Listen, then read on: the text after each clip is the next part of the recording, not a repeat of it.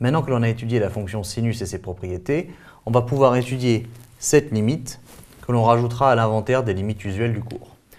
Alors il s'agit de la limite lorsque x tend vers 0 de sinus x sur x. C'est donc une forme indéterminée puisque sinus x tend vers 0 en 0, et puis x tend vers 0 en 0 aussi évidemment. Donc c'est de la forme 0 sur 0. Mais je peux la réécrire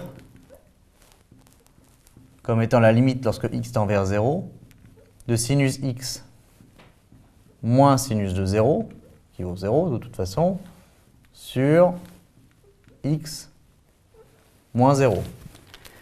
Ce qui veut dire que j'ai en fait le taux d'accroissement de la fonction sinus en 0 ici, et je sais que la limite lorsque x tend vers 0 du taux d'accroissement en 0 est égale au nombre dérivé de la fonction en 0, pourvu que la fonction soit dérivable.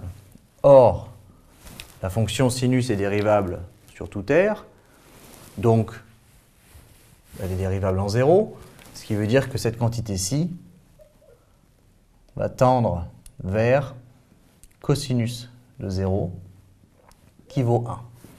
Une autre façon de dire ça, c'est que ça, c'est sinus x prime en x égale 0.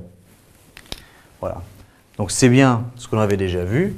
Pourvu que la fonction soit dérivable au point, la limite du taux d'accroissement, c'est le nombre dérivé de la fonction au point, c'est-à-dire cosinus de 0, qui vaut 1.